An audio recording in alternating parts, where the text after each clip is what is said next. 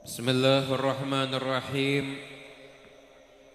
Alhamdulillahi rabbil alamin. Allahumma salli wa sallim ala sayyidina Muhammadin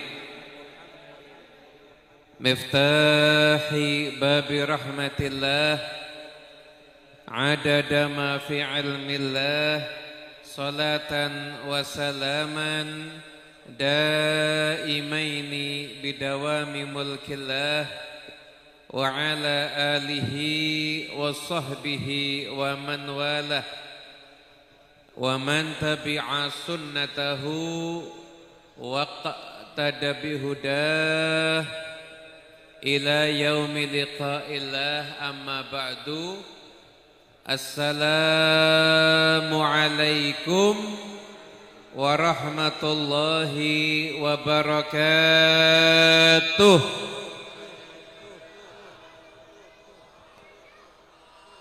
Sodik Ustaz Abdul Haris, Kiai Haji Ahmad Baihaqi yang barusan memimpin istighosah, Bapak Haji Kunang sebagai selaku kepala desa, Bapak Surono Pimas Pol Desa, dan Bapak Teddy selaku ketua RW 12, dan semua panitia, semua hadirin wal hadirat, bapak-bapak, ibu-ibu yang dimuliakan Allah Ta'ala. Semoga semua yang hadir dapat berkah insyaAllah. Yang punya hajat, hajatnya kabul. Yang sedang sakit, Allah Ta'ala angkat semua penyakitnya. Yang punya utang, lunas semua utangnya. Ternyata paling keras amin tentang utang. Yang belum dapat jodoh, segera ketemu jodohnya. Amin ya Rabbal Alamin. Hadirin Bapak Ibu yang dimuliakan Allah Ta'ala, setiap hari Jumat pintu Ka'bah itu dibuka. Pintu Ka'bah itu dibuka. Ini di masa Kanjeng Nabi Muhammad SAW dari Bani Abdiddar, yang saat itu di zaman Nabi dipegang oleh seseorang yang bernama Uthman bin Talhah. Kalau Siqayah itu dari keluarga Kanjeng Nabi Muhammad sendiri dan dipegang oleh Abbas bin Abdul Muttalib. Ketika hari Jumat Nabi Muhammad mau masuk ke Ka'bah, maka dilarang sama Uthman bin Talhah. Nggak boleh masuk Ka'bah. Bahkan ketika itu Nabi dikata-katain, Nabi dihina. Maka Nabi pun menjawab, lihat saja, suatu hari nanti kunci Ka'bah itu akan berada di tanganku. Uthman bin Talhah kaget dan mengatakan, enggak mungkin, itu tidak akan terjadi. Kalau sampai itu terjadi, berarti itu hari kehancuran suku Quraisy. Kata Nabi, enggak, saya pegang kunci Ka'bah dan hari itu adalah hari kemuliaan suku Quraisy. Ketika itu Uthman bin Talhah sejak hari itu dia selalu yakin suatu saat kunci Ka'bah ini pasti akan dipegang sama Nabi Muhammad. Maka hari berlalu, bulan berlalu, tahun berlalu, ternyata Nabi yang mengatakan akan memegang Muhammad sallallahu alaihi wasallam dari Mekah menuju ke kota Madinah. Anda bisa bayangkan itu perasaannya Nabi seperti apa. Nabi Muhammad itu 53 tahun tinggal di Mekah, 40 tahun dimuliakan, dipuji. Tidak ada satupun orang menyebut Nabi Muhammad kecuali di situ akan diiringi dengan pujian-pujian.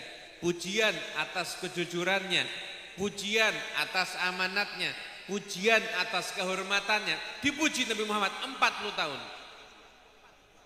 3 tahun dakwah sembunyi-sembunyi, 10 tahun Nabi Muhammad dicatat caci maki, dibilang tukang sihir, dibilang orang gila, dibilang dituduh macam-macam yang enggak benar. 53 tahun Nabi Muhammad di Mekah dalam keadaan 40 tahun dimuliakan, dan hari itu beliau harus meninggalkan kota Mekah. Kira-kira meninggalkan kota yang udah ditinggali 53 tahun berat apa berat? Berat apa berat? Dalam kondisi seperti itu Allah Ta'ala turunkan surat Al-Qasas. Surat Al-Qasas menurut mayoritas ulama termasuk surat Makkiyah. Surat di Quran dibagi dua, ada Makkiyah, ada Madaniyah. Makkiyah itu artinya apa? Surat yang turun di Mekah. Salah. Makkiyah itu bukan tempat tapi periode. Surat yang turun di periode dakwah di Mekah. Makkiyah. Madaniyah, surat yang turun di periode dakwah Nabi sudah di Madinah. Menurut sebagian ulama, bahkan mengatakan seperti itu, periodenya bukan tempatnya. Kalau Nabi seperti itu, maka Allah turunkan surat Al-Qasas yang di ayat ke-85 Allah Ta'ala berfirman, innalladzi faradha 'alaikal qur'ana laraduka ila ma'ad. Sesungguhnya zat yang mewajibkan kepadamu menjalankan Quran pasti akan mengembalikanmu ke tempat semula, ke tempat di mana kamu akan kembali. Kira-kira janji Allah benar atau benar? Benar atau benar? Betul apa betul? Percaya enggak sama janji Allah? Percaya enggak sama janji Allah? Betul, percaya. Rezeki yang jamin siapa? Yang ngasih. Ngapain kok masih pakai judi online? Ada atau ada? Apalagi musim Piala Dunia. Ada enggak Piala Dunia ikut-ikutan judi? Naudzubillah min. Ada enggak orang kaya karena judi? Bangkrut karena judi? Banyak. Sekarang mau kaya atau mau bangkrut? Kok main judi? Hadirin yang dimuliakan Allah, percaya sama janji Allah, itu yang dialami sama Nabi Muhammad. Innalladzi faradha 'alaikal qur'ana laraduka ila ma'ad. Pasti Nabi Muhammad akan kembali ke kota Mekah dalam keadaan beliau itu terhormat, terpandang, mulia. Itulah Rasulullah sallallahu alaihi wasallam. Akhirnya tibalah saatnya ketika Nabi akan umrah, maka dihalangi. Terjadilah perjanjian Hudaybiyah. Tahun depan Nabi umrah lagi, umrah qadha. Enggak lama setelah itu, enggak sampai 2 tahun dari perjanjian Hudaybiyah, orang kafir Quraisy ingkar janji, dan akhirnya terjadilah keberangkatan pasukan Nabi ke kota Mekah, namanya Fathu Makkah, kemenangan Mekah, kemerdekaan Mekah. Di saat itu maka Rasulullah sallallahu alaihi wasallam beliau ketika akan masuk Ka'bah merintah sahabat, ambil kunci Ka'bah di Utsman bin Talha. Kunci Ka'bah diambil, ketika kunci dipegang sama Nabi, maka Abbas langsung datang, ya Rasulullah, aku udah ngasih minum orang haji, si koyah udah aku pegang nih, tinggal sadana, gabungkan jadi satu ya Rasulullah, aku juga memegang kunci Ka'bah. Kenapa? Pangkat mulia kalau orang itu bisa memegang kunci. Mulia atau mulia? Bentar, yang adik-adik diem dulu ya. Yang diem nanti insya Allah dapat permen dari bapaknya masing-masing. Nah, diem-diem dulu adik-adik ya. Ditahan dulu, nggak ngomong setengah jam. Puasa ngomong. Ya. Ini coba tenang ini. Salat Nabi Muhammad. Udah ngantuk? Udah ngantuk? Abbas datang, ya Rasulullah, gabungkan sikoyah. Aku kan udah ngasih minum orang haji. Aku juga pengen megang kunci Ka'bah biar sempurna pangkatku. Enggak. Allah memerintahkan berikan amanat kepada orang yang memang layak. Maka Utsman bin Thalha ketika dipegang kunci Ka'bah di depan Nabi, kata Nabi, betulkah saya megang kunci Ka'bah? Betul. Ini hari kehancuran Quraisy atau kemuliaan Quraisy? Kemuliaan Quraisy. Kata Nabi, ini kunci Ka'bah saya berikan kepada kamu. Padahal pernah musuhi Nabi, menyakiti Nabi, tapi dimaafkan oleh Rasulullah Sallallahu Alaihi Wasallam. Sebelum lanjut kisahnya, saya mau nanya, maafkan itu berat apa susah? Berat apa susah? Ibu-ibu, halo halo. Ibu-ibu masih hidup? Bu, maafkan suami berat apa susah? Enggak berani jawab, Pak. Bu, siap memaafkan suami? Siap? Apapun kesalahannya? Mikir, Pak, mikir ternyata, Pak. Lihat-lihat dulu. Memaafkan itu gampang apa susah? Gampang apa susah? Tapi sifat pemaaf itu menjadi sifat yang menunjukkan kemuliaannya Rasulullah Sallallahu Alaihi. Bib, apa di hati Nabi itu ndak ada rasa marah? Kata siapa? Nabi juga punya hati, Nabi juga punya perasaan. Ketika Wahsy yang pernah membunuh Hamzah itu masuk Islam sama Nabi, diterima Islamnya, dimaafkan kesalahannya, tapi Nabi mengatakan apa? Palingkan wajahmu dari aku. Nabi jaga, kalau lihat Nabi luka hatinya. Nabi nggak mau lihat wajahnya, tapi sama Nabi dimaafkan.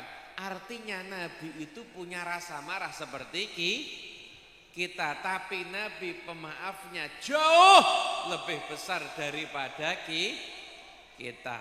Betul apa betul? Nabi itu ya juga sakit hati. Wahsy aja nggak mau dilihat mukanya sama Nabi kok. Bahkan bukan cuma Wahsy. Bukan cuma Wahsy, itu ada beberapa orang yang ketika masuk Islam Nabi itu nggak mau lihat wajahnya, ada beberapa. Tapi akhirnya semua tetap diterima Islamnya dan juga diterima maafnya oleh Rasulullah Sallallahu Alaihi Wasallam. Sekarang saya mau nanya, ini langkah pertama, pengen jadi wali? Nggak pengen jadi wali? Jadi wali sama jadi orang kaya itu lebih top jadi wali loh. Saya nanya, pengen jadi wali? Jawabnya ragu-ragu. Bu, pengen jadi wali? Enggak kepengen. Wali itu satu-satunya pangkat di dunia ini yang Allah jamin la khaufun alaihim walahum yahzanun. Enggak ada gak ada kekhawatiran, ketakutan, dan tidak ada kesedihan, cuma wali. Orang kaya bisa takut, bisa sedih. Pejabat bisa takut, bisa sedih. Wali dijaga, enggak takut, enggak sedih. Kalau itu jadi wali enak apa enak? Enak apa enak? Pernah doa minta jadi wali? Enggak pernah. Kenapa? Alasannya ya biasanya satu, takut ujiannya gede. Itu kan? Dua,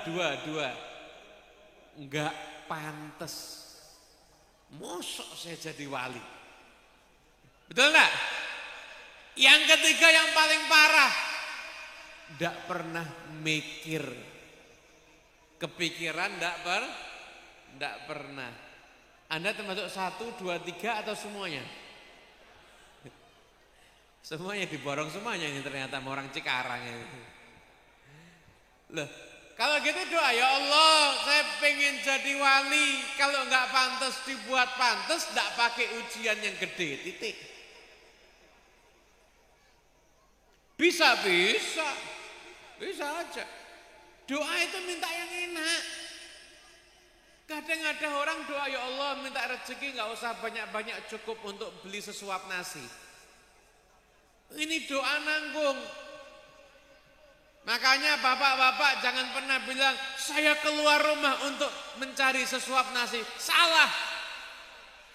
Saya keluar rumah untuk mencari sekarung berlian. Milih sesuap nasi atau sekarung berlian? Biasanya apa?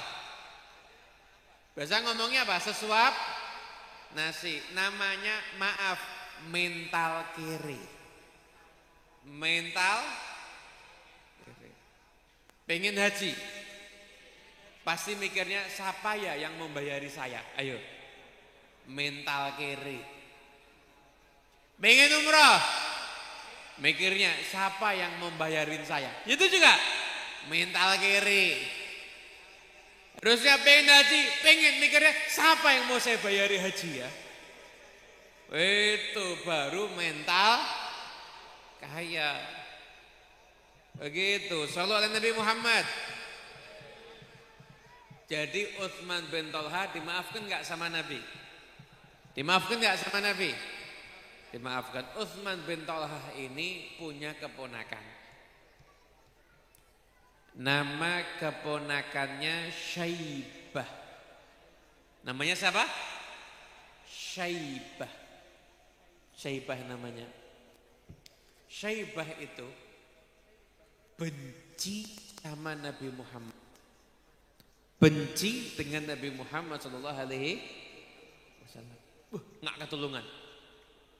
Sampai ketika perang Hunain, itu perang setelah Fathu Makkah, ini Syaibah cari posisi di dekat Nabi. Dia mepet-mepet dekatnya Rasulullah SAW. Dia cari posisi sampai sudah deket sampai katanya Syaibah, jarak aku sama Nabi, kalau aku ayunkan pedang aku bisa bunuh Nabi. Dekat gak? Maka dia ayunkan pedangnya. Dia ayunkan pedang, niatnya mau apa? Niatnya mau apa? Bunuh? Bunuh siapa? Bunuh siapa? Tahu enggak, itu dosa terbesar di dunia ini. Dia angkat pedangnya, dia begitu niat, dia sudah menjadi calon pelaku dosa terbesar di dunia. Udah mau deket pedangnya dengan badan Nabi, tiba-tiba muncul kilatan api saja, celap. Nabi, Pak. Nabi, kalau kita wassalam, ini Nabi, celap, ada cahaya, kaget Syaibah, langsung mundur. Begitu mundur, Nabi Muhammad langsung noleh, dipanggil sama Nabi, ta'al ya Syaibah, kesini wahai Syaibah. Langsung Syaibah itu mendekat. Siapa ini Syaibah? Orang yang beberapa detik sebelumnya mau bunuh Nabi Muhammad. Pelaku dosa terbesar di alam dunia ini saat itu membunuh Nabi kok. Dipegang dadanya sama Rasulullah SAW. Sallallahu Nabi Muhammad. Sebutkan nama Nabi, sholawat dong. Katanya BCM, Bumi Cinta Maulid. Iya, sebut namanya Nabi harus Sallallahu Nabi Muhammad. Orang kalau disebut nama Nabi sholawat itu dapat 3 keuntungan. Disebut nama Nabi enggak sholawat setidaknya 3 ancaman. 1, berarti orang kikir. Orang kikir yang resikonya nggak bisa lihat Nabi nanti di akhirat. 2, orang celaka. Karena Nabi pernah doa, malaikat Jibril dan doa, wahai Muhammad, celaka orang kalau disebut namamu dia nggak sholawat. Sama Nabi dijawab amin. Yang ketiga, Nabi bersabda, man nasiya sholata alayya khati'a bihi tariqul jannah. Barang siapa yang lupa sholawat kepadaku, maka dia tersesat dari jalan menuju surga. Tersesat dari jalan menuju surga. Kapan itu? Ketika lupa sholawat. Sebagian ulama mengatakan ketika disebut nama Nabi dia nggak sholawat, itu termasuk tersesat dari jalan menuju surga. Artinya kalau disebut nama Nabi sholawat berarti dermawan. As-sakhi qaribun minallah, qaribun minal jannah, qaribun minan nas, ba'idun minan nar. Orang dermawan dekat Allah, dekat surga, dekat manusia, jauh dari neraka. Kapan disebut nama Nabi sholawat? Yang kedua, beruntung, lawannya celaka, beruntung. Ketiga, akan jadi orang yang mudah jalannya menuju surga. Caranya gampang. Kalau disebut nama Nabi Muhammad, calon beruntung semuanya, calon masuk surga semuanya. Amin, Allahumma amin. Hadirin yang dimuliakan Allah Ta'ala, kembali ke cerita. Tadi ceritanya sampai di mana? Syaibah mau ngapain? Makan cilok. Bukan, Syaibah mau bunuh Nabi. Pedang udah diangkat, udah diayun, muncul kilatan api dan cahaya. Syaibah kaget, mundur, dipanggil sama Nabi. Ini berapa detik lalu mau bunuh Nabi Muhammad.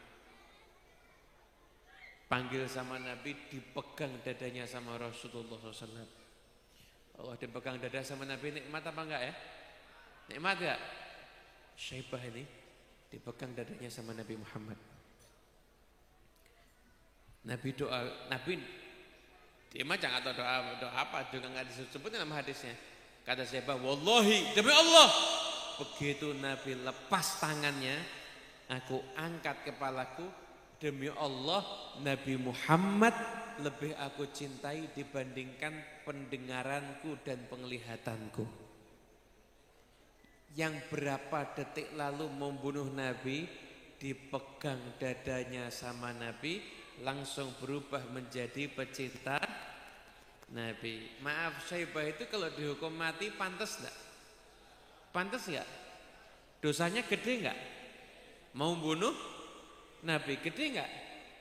Dimaafkan atau dibunuh sama Nabi? Dimaafkan atau diancam sama Nabi?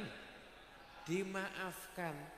Akhirnya Syaibah ini sama Utsman bin Talha dikasih kunci Ka'bah.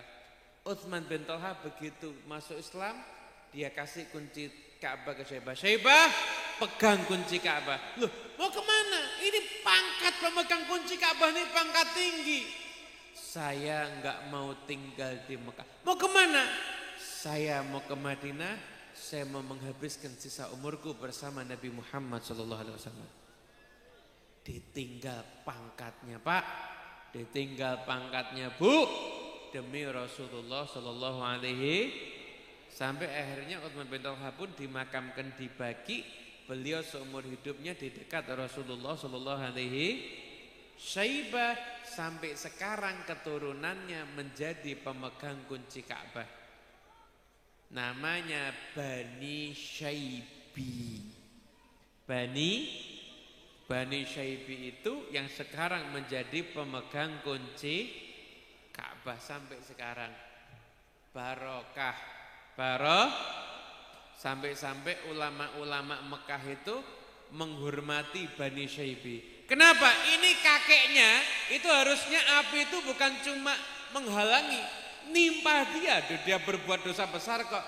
Tapi tanda Allah ngampuni dia, apinya cuma menghalangi dia dari membunuh Nabi. Dan dia sekarang dimuliakan jadi pemegang kunci Ka'bah. pelajaran yang bisa kita ambil daripada kisah ini, kita semuanya udah maulidan, alhamdulillah. Sekarang pertanyaannya, bisa enggak akhlak Nabi kita bawa dalam kehidupan sehari-hari? Bisa enggak? Mohon maaf. Orang-orang non-muslim yang salah paham sama Islam banyak enggak? Banyak enggak?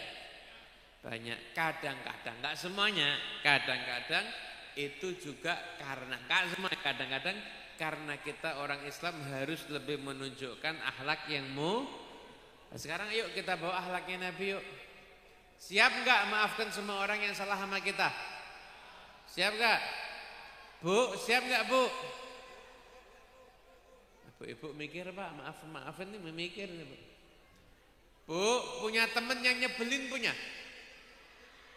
Punya tetangga ngeselin? Punya? Banyak apa dikit? Banyak. Bu, mau enggak doain, ya Allah semoga tetanggaku yang ngeselin jadi orang kaya raya? Enggak mau Pak. Enggak mau. Padahal doanya ibu ke dia belum tentu mustajab. Tapi ibu doain dia, malaikat jawabin, walaka mithlu dzalik, kamu juga dapat yang sama. Mustajab doanya para malaikat. Hadirin yang dimuliakan Allah Ta'ala, pengen ya kita semuanya ini disentuh dadanya sama Nabi. Pengen ya? Pengen tentu dadanya sama Nabi, dan kita semua jadi orang yang mencintai dan dicintai oleh Nabi Muhammad sallallahu alaihi. Habib Ali bin Muhammad Al-Habsyi yang tadi dibaca. Tadi baca Maulid Simtuduror ya? Ya, baca Maulid Simtuduror. Habib Ali bin Muhammad Al-Habsyi yang tadi Anda baca maulidnya Maulid Simtuduror, itu beliau mimpi Nabi berkali-kali. Ya qadhatan, jumpa Nabi dalam keadaan terjaga berkali-kali. Ya qadhatan. Ini saya sama Anda, ini ketemu bukan dalam mimpi, dalamnya nyata bisa loh. Habib Nabi kan sudah meninggal, memangnya orang bisa ketemu sama Nabi? Nabi yang ngomong bisa. Man ra'ani fil manam fasayarani fil yaqadhah. Orang yang berjumpa aku dalam keadaan mimpi akan berjumpa aku dalam keadaan terjaga. Bisa. Beliau jumpa Nabi, mimpi udah, terjaga udah. Bahkan orang lain dimimpiin Nabi Muhammad, Nabi titip pesan, anakku yang paling aku cintai Ali bin Muhammad Al-Habsyi. Kira-kira penasaran gak amalannya apa? Penasaran gak amalannya apa? Amalannya Pak banyak. Tapi diantaranya amalan yang paling istimewa, tiap malam beliau sebelum tidur tidak pernah tidur sebelum mendoakan siapapun orang yang memusuhi beliau. Kita doakan orang tua aja tiap mau tidur lupa. Betul. Ini doakan, apalagi teman kita, orang tua aja lupa. Doakan musuhnya, ya Allah, fulan bin fulan, semua musuhnya, fulan bin fulan, ya Allah senangkan hidupnya, ya Allah bahagiakan hidupnya, ya Allah jangan kau azab dia, ya Allah, aku ikhlas sama perbuatannya dia, aku maafkan dia, ya Allah, kau jadi saksi aku maafkan dia, ya Allah. Musuhnya didoakan Pak tiap mau tidur. Yang bisa angkat tangan, yang gak bisa angkat kaki.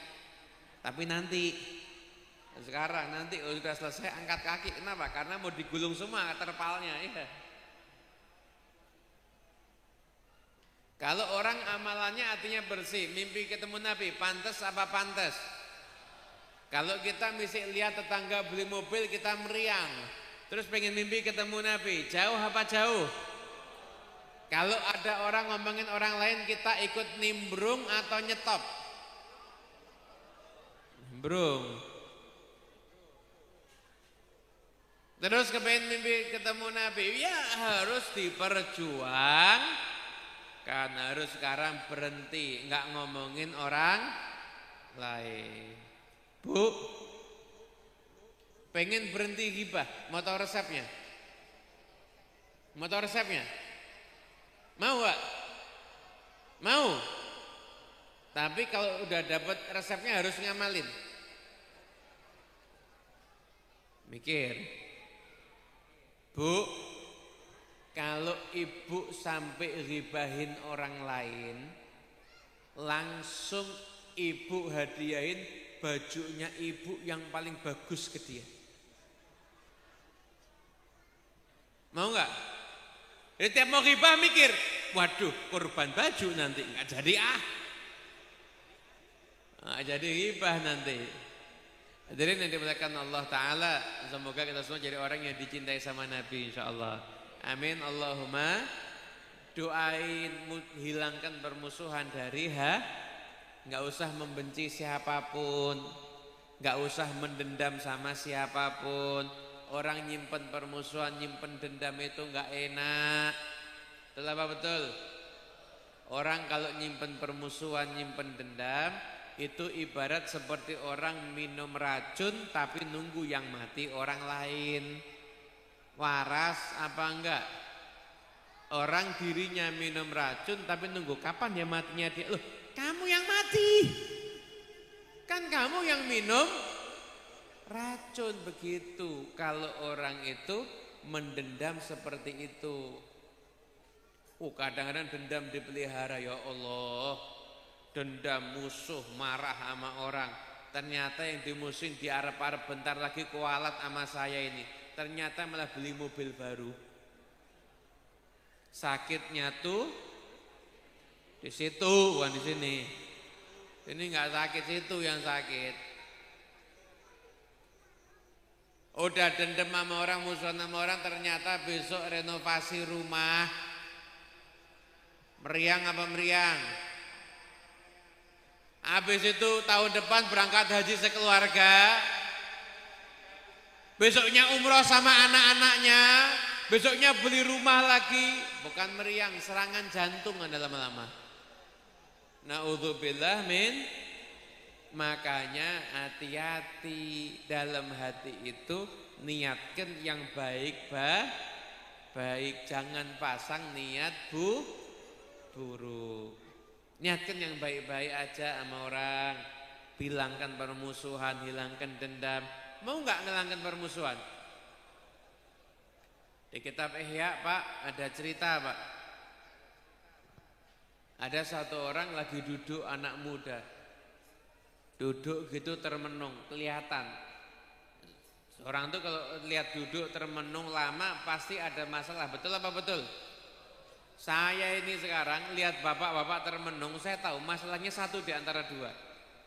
Satu, kebanyakan utang. Dua, istrinya galak.com. Udah kelihatan nih bapak termenung, apalagi pengajian ngantuk. Oh, kebanyakan dibentak sama istri itu berarti itu. Nah, ini wajah-wajah ngantuk cari aja ini. Itu korban ikatan suami takut istri. Hadirin yang dimuliakan Allah Ta'ala.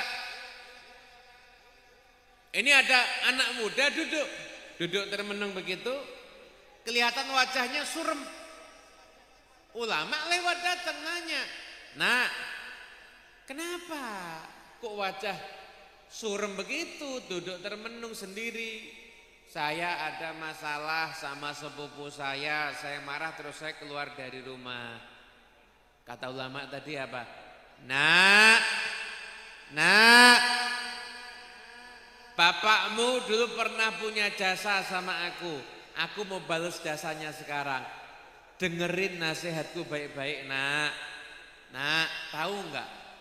Enggak ada sesuatu yang lebih merusak iman, menghapus amal pahala, menjadikan hati itu enggak enak, mendatangkan kesumpekan dan kegelisahan. Tidak ada sesuatu yang menjadikan itu semuanya melebihi permusuhan. Jadi saran saya, kalau kamu enggak kepingin amalmu hangus, hidupmu sumpek, hatimu tenang, maafkan keluarga kamu, selesai. Gitu ya? Iya. Akhirnya anak muda tadi pulang. Ketemu sama sepupunya. Oh, kamu pulang, berarti kamu sudah ngakui kalau saya yang benar. Enggak, saya enggak ngakui kamu yang benar. Kamu tetap di mata saya salah. Tapi saya mau memuliakan diri saya tidak mau memusuhi siapapun. Kenapa? Saya tidak mau mencelakai diri saya sendiri. Anda kalau bisa maafkan orang, Anda bukan baik sama orang itu, tapi Anda baik sama diri Anda sendiri. Makanya saya kepingin Anda pulang nanti enggak bawa permusuhan, insyaallah. Nah, nanti setan bisikin, tapi berat. Nah, ada mikir gitu kan? Itu pasti bisikin setan tuh. Ini udah diajarin maafkan, bisik mikir, tapi berat. Yang namanya maafin sama musuhin itu lebih berat musuhin orang. Betul apa betul? Maafin orang sama musuhin orang, berat mana? Berat memaafkan atau mendendam? Hah? Maaf. Nih. Pikir, ini harus pakai logika. Ini biar setannya nyingkir semua ini. Mendendam, hati enak enggak? Hati enak enggak? Diridhoi Allah enggak? Diridhoi Rasul enggak? Ciri orang soleh enggak? Udah hati enggak enak, jauh dari Allah, jauh dari Rasul, jauh dari Rasul, jauh dari para wali. Mendendam begitu. Memaafkan, hati enak enggak? Dicintai Allah enggak? Dicintai Rasul enggak? Dicintai wali enggak? Kalau gitu lebih enak mana? Memaafkan atau mendendam? Memaafkan. Makanya maafkan kesalahan orang bukan karena dia, tapi karena diri kita. Kita nggak mau, hati kita nggak enak, maafin, selesai. Dia jahat, biarin. Dia zalim, terserah, saya mau memaafkan, titik. Selesai. Kamu harus ingat kesalahannya dia. A'udzubillahi minasyaitonirrajim. Setan muncul tuh kalau udah ingat-ingat kesalahannya orang.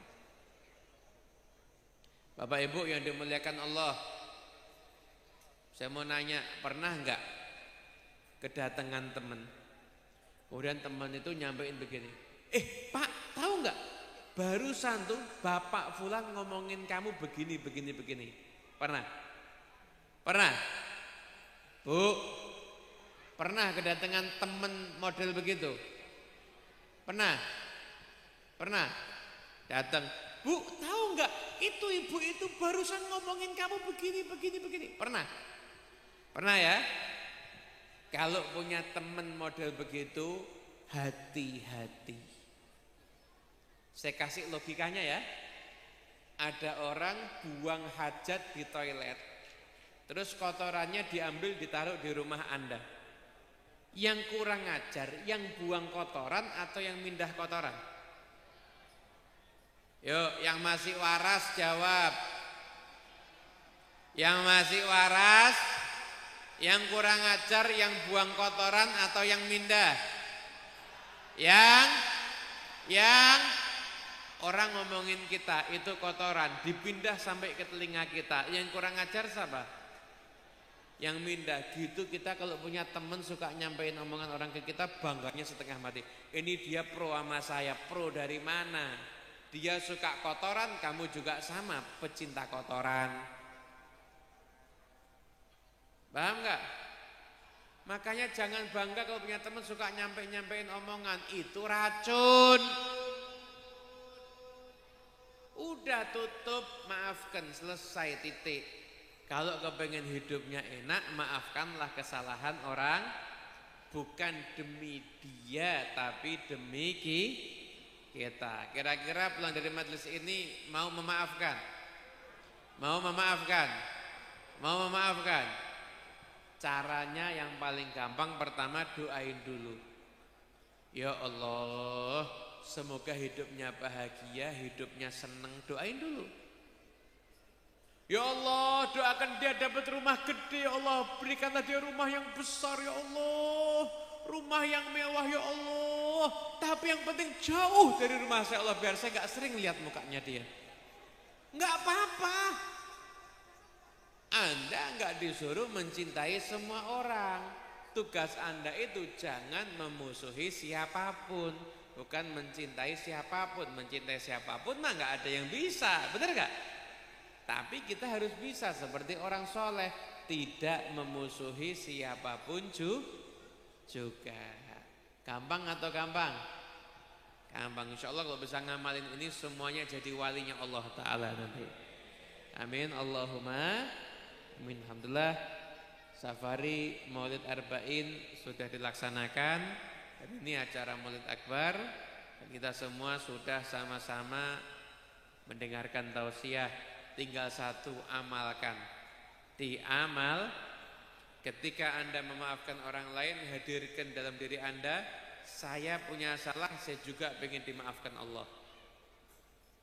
Itu umat Nabi, saya maafkan, saya ingin dekat dengan Nabi Muhammad. Anda dekat Allah, dekat Rasul, kuncinya satu, memaafkan kesalahan orang lain. Ini saya dari tadi nggak pakai tema ini, tiba-tiba kok arahnya memaafkan kesalahan orang. Ini mungkin ada yang lagi punya musuhan akut, kemudian ke bawah akhirnya ini. Atau jangan-jangan banyak nanti saingan toko, saingan usaha.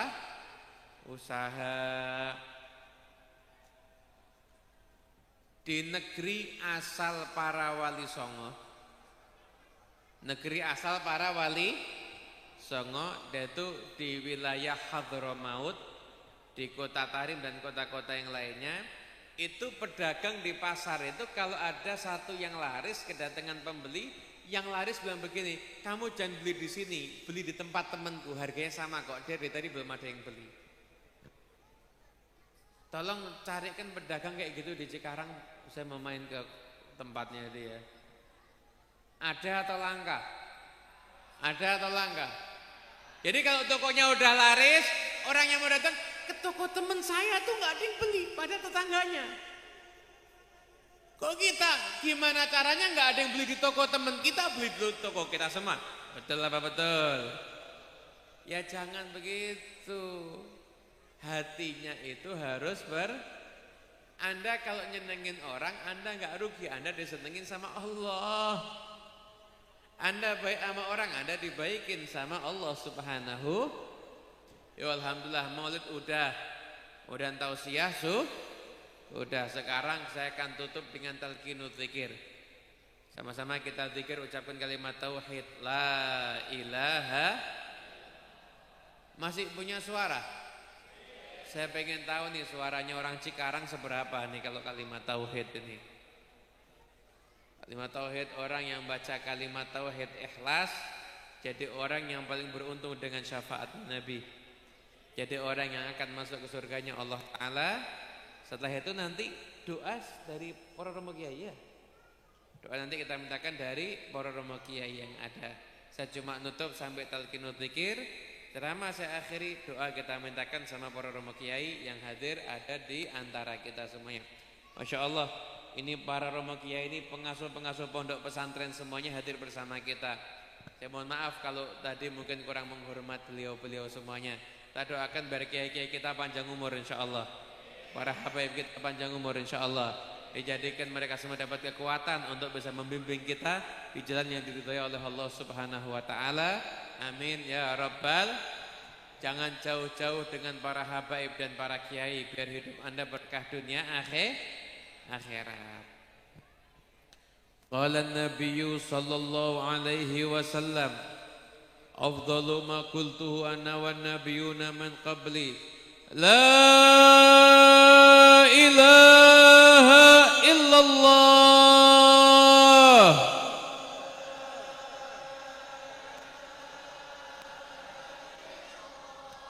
La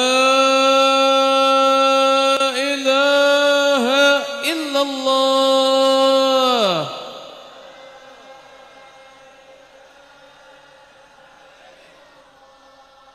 La ilaha illallah.